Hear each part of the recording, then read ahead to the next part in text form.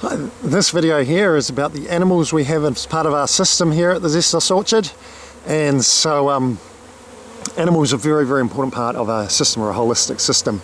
And so you can see here we have got the delight of having bees at our place, and this is the great thing about living in a small community where we live, is that my wife got to know some people and they were wanting to slowly build up their hives and go from working a job to having their own business with bees. And so therefore they come out to our place over summer, and these bees have just arrived. In fact, one of these cages arrived just a day or two ago, and so they arrive and pollinate not so much our fruit. Citrus always sets more fruit than it can possibly take to fruition, and so this is really just it's a service to the people that we like and love, and they supply us with honey, obviously, endless supply of honey, and the bees will also pollinate things like our strawberries and other things. So there are benefits to us, but it's also benefits to the environment that we can now have a high population of bees fertilizing the wild grasses and the flowers and everything else that they need, and so it's all part of the healthy ecosystem. So we're very blessed to know these people. What other animals have we got hiding out here and we're playing around with? Well, these are our new ducks. This is a new addition that's been over here for the last couple of months, and they are, if I'm saying it correct, Muscovy ducks or something like that.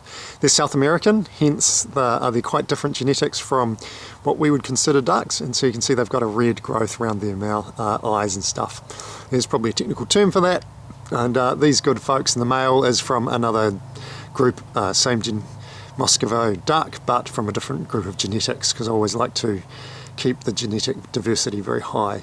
And so these ducks here are great. They don't quack, they just kind of have this nice peak, beep beep beep, and they eat the grass, which is great for keeping the grass under control in the swards in the orchard, and of course they then turn it into fertilizer, which is available for the trees. And I'm hoping that over the long term they'll also reduce our slug and snail and slater population, which do damages to our gardens and to our fruit.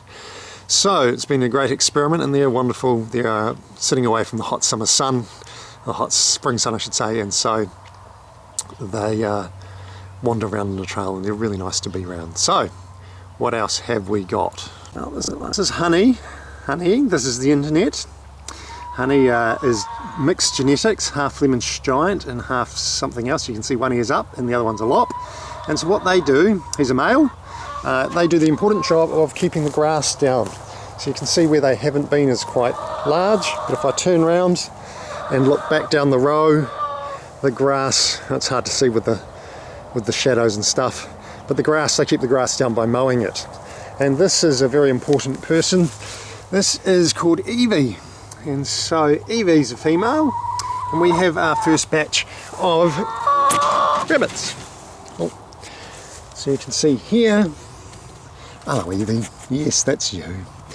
You can see here this is our first batch of baby rabbits, and so the rabbits are the most efficient transformers of grass into meat protein, and Evie is half wild genetics and half Flemish giant, so that the offspring are all robust. So instead of being purebred, which can have very poor genetics because they're purebred in nature, we want robust animals. And yes Evie, I'm not damaging your kits. So the idea is that we will grow these up and eat them for meat as a way of becoming more self-sustained. Although my wife did point out that it's probably better if we sell them because they're so freaking cute and then take that money and buy meat, so we'll see. So these are very well handled, very well natured rabbits. So yeah, so that was exciting to do. This is the first time we've done it and successfully raised them, so we'll see where it goes. And as you would have heard before in the background, this is our chickens, our free-range chickens. And so the idea is that they keep, again, like the ducks, they keep the insect population at bay and turn the soil over. Since we've been having chickens, our, what is it called, cicadas, our cicada problem has disappeared completely. We used to get quite a bit of cicada damage on the trees, especially the new ones I've planted.